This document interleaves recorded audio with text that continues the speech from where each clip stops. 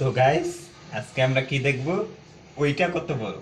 আচ্ছা, আমরা জানি যে এগুলির মধ্যে অনেক সেন্সিটিভ জিনিস আছে। মানুষের অঙ্গ প্রত্যঙ্গ কাকে বলে? আজকে এই ক্লাসটা হবে, ফিজিক্যালি ক্লাসটা নিব। তোমরা যারা যারা আমার কোর্সে ভর্তি হও নাই, এখনই ভর্তি হয়ে যাও। সার্চ করো মেহেদি পাগলা ডক্টর কেয়ার, দেখবা তোমরা এই কোর্সগুলো এত এত উপকারী হবা, তোমরা মেডিকেল সায়েন্স পাওয়াই। আচ্ছা, একটা সরি সরি, এটা আমি ফিজিক্যালি এখানে এসেছি, কিন্তু তোমরা অনলাইনে করতেছো। Sorry sorry. এখন মানুষের শরীরে হাড় কয়টা? হাড় এখন তো হাড় তো আমি জানি না, এটা হাড় তো আমি বলতে পারবো না। এখন